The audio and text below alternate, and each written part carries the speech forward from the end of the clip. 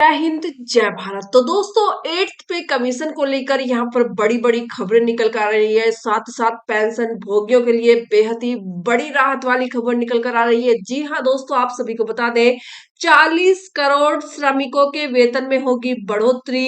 किस किस को कितना मिलेगा फायदा, जानेंगे आज की इस वीडियो में। तो दोस्तों, 8th पे कमीशन में जैसा कि कहा जा रहा है कि 1 जनवरी 2026 से ये सभी चीजें लागू होंगी। क्या ऐसा हो पाएगा? क्या हाल ही में सरकार से जो मांगे की गई हैं वो पूरी हो गई हैं, या उनको लेकर चर्चा अभी विस्तृत है? तो वीडियो में लास्ट तक बने रहिएगा, जानेंगे संपूर्ण जानकारी। वीडियो को स्किप करके कहीं मत जाइएगा। सबसे पहले फ्रेंड्स, अगर चैनल पर फर्स्ट बार आए तो चैनल को सब्सक्राइब कर वीडियो को एक छोटा सा लाइक और एक शेयर जरूर करके जाइएगा, और चैनल को सब्सक्राइब कर लीजिएगा, वो बिल्कुल फ्री है। तो वीडियो में अंत तक बने रहिएगा। तो जान लेते हैं कि क्या बड़ी खबर अब 8th पे कमीशन को लेकर आ रही है। जी हाँ दोस्तों, आप सभी को बता दें, यहाँ पर 40 करोड़ श्रमिकों के वेतन में होगी बड़ी बढ़ोतरी। किस किस को मिलेगा इसका सीधा फायदा? नई श्रम संहिता लागू होने से 40 करोड़ से अधिक असंगठित क्षेत्र के श्रमिकों के वेतन में वृद्धि होगी, जिससे अर्थव्यवस्था को बढ़ावा मिलेगा। एसबीआई का अनुमान है कि श्रमिकों के वेतन में प्रतिदिन 95 रुपए तक की बढ़ोतरी हो सकती है। ग्रेजुएटी नियमों में बदलाव और फ्लोर मजदूरी तय होने से सभी राज्यों में न्यूनतम मजदूरी एक समान होने की संभावना जताई जा रही है। उद्यमियों को नियम अनुपालन से राहत मिलेगी, पर लागत भी बढ़ाई जाएगी। साथ ही साथ नई दिल्ली से अपडेट है, राजीव कुमार ने बताया कि नई श्रम संहिता के अमल में आने पर 40 करोड़ से अधिक असंगठित सेक्टर के श्रमिकों के वेतन में बढ़ोतरी हो जाएगी। एसबीआई का अनुमान है कि नई श्रम संहिता पर अमल के बाद असंगठित सेक्टर के श्रमिकों के वेतन में प्रतिदिन 95 रुपए की बढ़ोतरी होगी। यदि प्रतिमाह लगभग 3000 रुपए बढ़ेंगे उनके। अर्थशास्त्रियों का कहना है कि श्रमिकों के न्यूनतम वेतन में बढ़ोतरी से उनकी खपत भी बढ़ेगी, जिससे अर्थव्यवस्था को बड़ा बूस्ट मिलेगा। हालांकि श्रमिकों की न्यूनतम मजदूरी बढ़ने और ग्रेजुएटी के नियमों में बदलाव से प्रतिष्ठानों की लागत भी बढ़ेगी। यानी जो श्रमिक लोग काम करते हैं, 8th पे कमीशन की खबरें जिस तरह से चल रही हैं, उसके चलते ऐसा लगता है जो 40 करोड़ श्रमिक हैं उनकी भी यहाँ पर जो तनख्वाह है उसको बढ़ाया जाएगा, उनके भी वेतन में यहाँ पर वृद्धि होगी। प्रतिदिन 95 रुपए की बढ़ोतरी का यहाँ पर अनुमान लगाया जा रहा है। 40 करोड़ श्रमिकों के वेतन में वृद्धि। अभी ग्रेजुएटी पाने के लिए कम से कम 5 साल की नौकरी अनिवार्य है, परंतु नई संहिता लागू होने पर अनुबंध पर 1 साल काम करने पर भी श्रमिकों को ग्रेजुएटी का भुगतान करना होगा।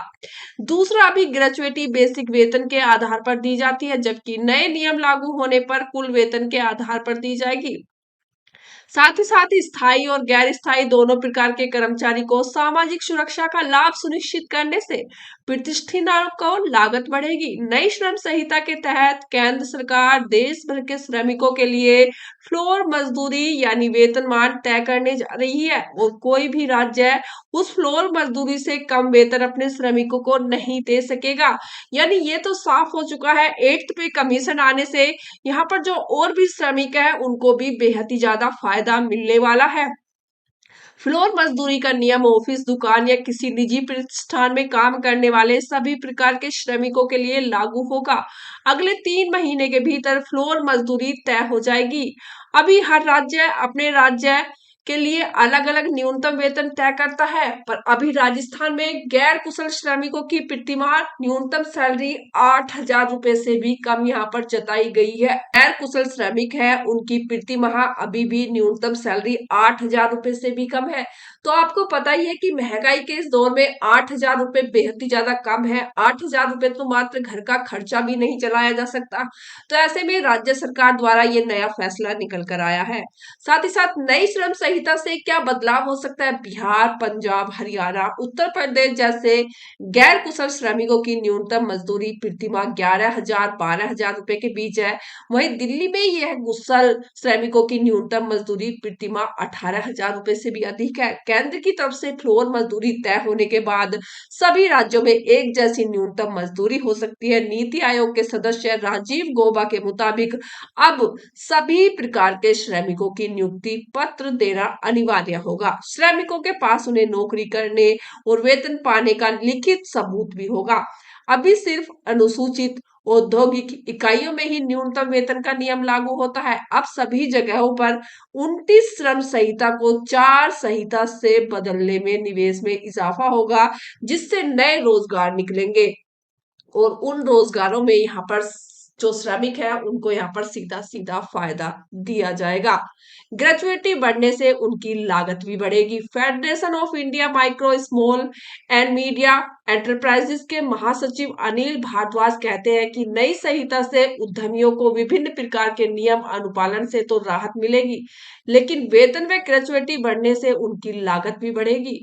फिसमें सरकार के समक्ष अपने विचार रखने के लिए सदस्य इकाइयों से विमर्श कर रहा है। श्रम मंत्रालय के मुताबिक अगले 3 माह तक फ्लोर मजदूरों का अधिसूचित कर दिया जाएगा। Integrated association of micro small and media enterprises of India के चेयरमैन राजीव चावला कहते हैं कि केंद्र सरकार इम्प्लीमेंट लिंक्ड इंसेंटिव एसएमई को दे रही है, जिससे उन्हें थोड़ी राहत भी मिलेगी, लेकिन कुल मिलाकर लागत में इजाफा भी होगा।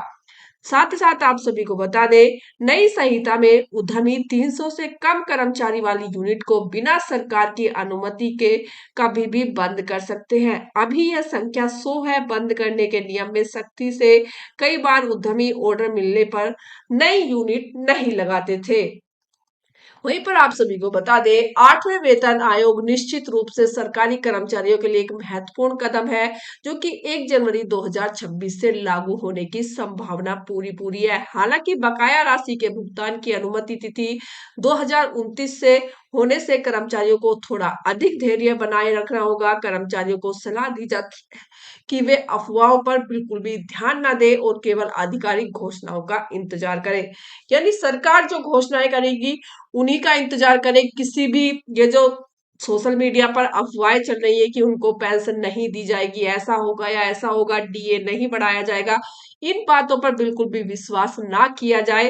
तो दोस्तों, अगर आप भी इन बातों पर विश्वास नहीं करना चाहते तो हमारे चैनल को सब्सक्राइब जरूर कीजिएगा, क्योंकि आपको हर एक नई अपडेट आपको हमारे चैनल के माध्यम से मिलती रहेगी, जो भी 8th पे कमीशन को लेकर आएगी। साथ ही साथ ये अपडेट श्रमिकों के लिए है, जो राज्यों में काम करते हैं उनके लिए यहाँ पर सरकार ने एक बेहद ही अच्छा रूल बनाया है।